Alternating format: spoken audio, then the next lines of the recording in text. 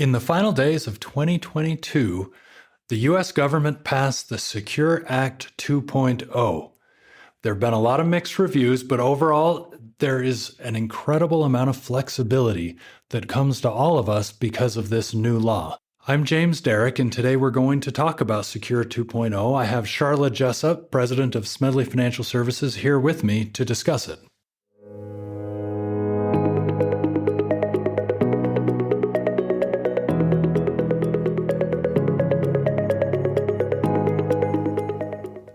Welcome to the SFS Power Up Wealth podcast, where we provide impactful insight and expert opinions on timeless financial principles and timely investment topics, preparing you to make smarter decisions with your money.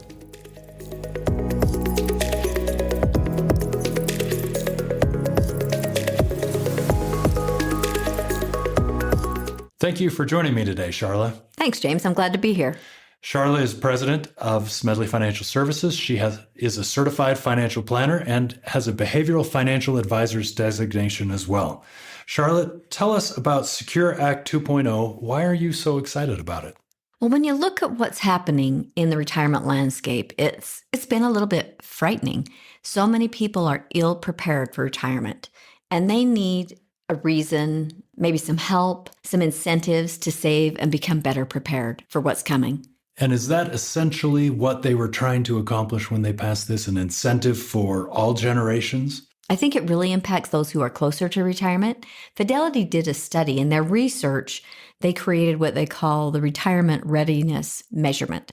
And they determined through this study that people who were baby boomers, from 1964 and earlier, only 48% of them felt like they were prepared or could cover their expenses. They rated themselves as poor or fair in the area of being able to cover their basic expenses. The tail end of the baby boomers will be turning 59 this year. 59. Yeah, that is what we call crunch time. It is. They've got a lot of preparing to do. They're nervous and they're not ready. And they don't feel like they have what they need. And many of them are already in retirement. When you think of that, the majority of the baby boomers are already in retirement. Now, out of curiosity, do the other generations respond in similar ways? I mean, how is Gen X doing? How are the others doing? Are they more keen to prepare for retirement, or is it similar? Well, let's talk about Gen X, because they're the next generation right after baby boomers. They're going to be ages 46 to 58 this year. And they rate themselves, rather than 48%, they only rate 58%. So 58% of them feel like they are poor when it comes to planning or fair. They're not ready. They're not prepared. They don't think that they can cover their basic expenses.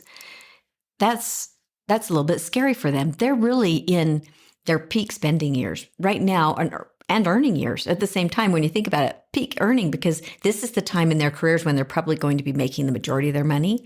But they're also in their peak spending years because they've got their kids now ready to go to college or entering colleges, and they're part of the sandwich generation. They're taking care of these kids and their family and raising them, but they've also got parents that they're also trying to help in many regards. So they're really pressed. I certainly understand the concept of peak spending years. I'm feeling it. As I imagine everyone listening to this, knows what that is like. It is difficult and there's a lot less flexibility. So how does Secure Act 2.0 help?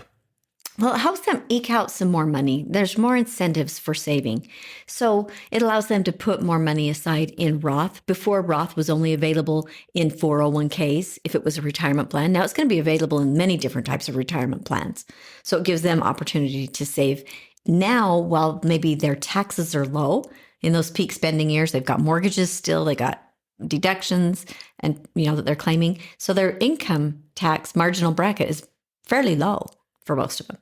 That gives them the ability to put money into Roth, where their money has been taxed already and it's going to grow tax-free. That's an incentive for the future in putting money aside. Okay, I'm going to throw you a curveball here. Roth versus traditional. How do you know which one is best? And a lot of employers are beginning to offer Roth 401k. Are we going to see more of that in the future? I think they're really leaning into Roth because they're offering more and more. Some people have been worried that if I have my money taxed now and put it in Roth, does that mean in the future they're going to take it away or not allow me to do it? Well, they're really keen on Roth. Think about it. The government's going to get their revenue now versus in the future from a required distribution. So it benefits them. It sounds like something they would like. Yeah, so it does benefit them. The reality is, if the tax rate is the exact same now and in the future, there's not a difference or a benefit tax-wise. The benefit comes in that in the future, you're not going to be forced to take your money out of retirement account and pay tax on it if you don't want to. In a Roth, it can stay invested and there is no required distribution. But for most people, they do it because they believe that they're going to be in a higher tax bracket in retirement than they are while they're working. Fewer deductions in the future, so take advantage of Roth now. Right. Okay. Also, the possibility that the government could raise taxes in the future would also be a benefit to Roth now. So those, right. And then you mentioned no required minimum distributions. That would be the third reason why you might consider one. Right. You aren't going to be required to take the money out if you don't use it during your retirement years. It goes to your beneficiaries tax-free. A traditional IRA goes to a beneficiary taxable at their tax rate. Okay. Thank you for clarifying on that. Now, we mentioned required minimum distributions. They had some pretty major changes there with Secure Act 2.0. Can you dive into that for us? They did. And this is one of the things that I really love, because when it comes to planning and flexibility and opportunities, they've created some great benefits that many people have overlooked. Let's say that someone retires early. Let's say John and Mary, for instance, are 65 years old and they've decided that they're going to retire and their income drops to $100,000. Well, they have this period of time as to when they're going to have to take a required distribution. So if they're 65 now, their required distribution date will be when they are going to be 73. So they have a planning window between 65 and 73 where their income will be lower, and they can determine when and how much to convert from traditional IRA to Roth IRA. Because at $100,000, a married couple filing jointly is in the 22% marginal tax bracket, and that goes up to $190,750, I believe. They can marginalize or take money out of their traditional tax-deferred account, whether it's 401k IRA, and convert it to a Roth IRA up to $190,000, stay in the 22% marginal tax bracket. And then they're not forced to take distributions from that in the future. One of the concerns with pushing the RMD out is that people would not take any distributions and that they would just push distributions and create this growing nest egg tax bomb in the future. But tax planning and preparing gives us the opportunity to help people determine every year, how much should you convert? Should you convert it all? And if so, how much? And how can we marginalize that tax bracket, maximize what's available without putting you into the next tax bracket? Well, I can see how pushing back the age for the required minimum distribution doesn't force anyone to do anything. All it does is just increase your flexibility for planning. Right. That's right. And it allows people also who want to continue to save money if they're working to do so without taking money out of retirement accounts. You know, some people are working longer in many regards. And so if they want to and they don't have a retirement plan, they can continue to contribute to IRAs during those periods of time and not have to take money out. And the law changed actually at 73 if you were born in 1959 or prior, or already taking distributions. If you're already taking required distributions, you're not impacted at all. It's just the people who are going to be turning 72 this year, their RMDs and younger are pushed out till 73. But if you were born in 1960 and later, then you don't have to take a required distribution until you're 75. So that increases even a greater window of opportunity. Yeah, that's incredible. They just keep pushing it back because we're living longer and longer. I think it makes a lot of sense. And, I think that people don't realize taxes are one of the biggest challenges people face when they retire, is taking their tax-deferred money out that they've set aside for all these years. And now they have this big tax crunch that they're going to be faced with in the future. But there's some planning that people can do to help take advantage of opportunities and convert and keep their tax brackets down. Make sure that when they convert, they're not taking too much so they don't run into a problem with paying IRMA or increased premiums for Medicare Part B and Part D. If you take out too much and your income's over a certain limit, 190,000, then you end up paying higher premiums. So there's a lot of things that come together in planning that people need to understand. Wow. It sounds like a good reason to come in and see a financial advisor who understands all this.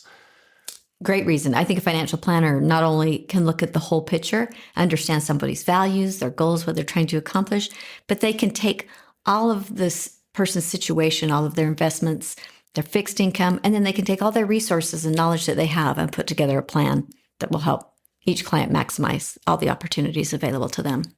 Before we finish up, is there anything else you want to let people know about Secure Act 2.0? I know it's massive and we can't cover it all.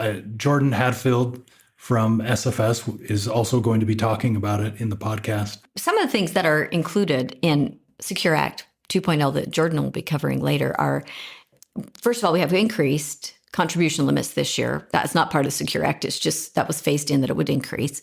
And an increased catch-up. So if you're over 50 and you're contributing to an IRA or a simple IRA or some type of an employee-sponsored plan like a 401k, you can have an increased catch-up. And then they've also instituted a special catch-up provision for those who will be 60 to 63, which increases their catch-up amount considerably, but it doesn't go into effect until 2025. But still something to consider, that it's still just a way to help people better prepare. Well, thank you, Sharla, for coming in and participating and filling us in on all the information from Secure Act 2.0. We look forward to learning more about it as time goes on. Thank you, James.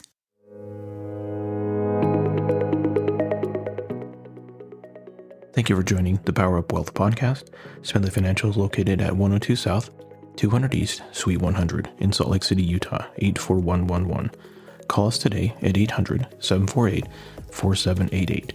You can also find us on the web at smedleyfinancial.com, Facebook, Instagram, Twitter, and LinkedIn. The views expressed are Smedley Financial's and should not be construed directly or indirectly as an offer to buy or sell any securities or services mentioned herein. Investing is subject to risks, including loss of principal invested. Past performance is not a guarantee of future results. No strategy can assure a profit nor protect against loss. Please note that individual situations can vary. Therefore, the information should only be relied upon when coordinated with individual professional advice. Securities offered through Securities America Inc., member FINRA, SIPC, Roger M. Smedley, Sharla J. Jessop, James R. Derrick, Shane P. Thomas, Michael B. Ani, Jordan R. Hadfield, registered representatives.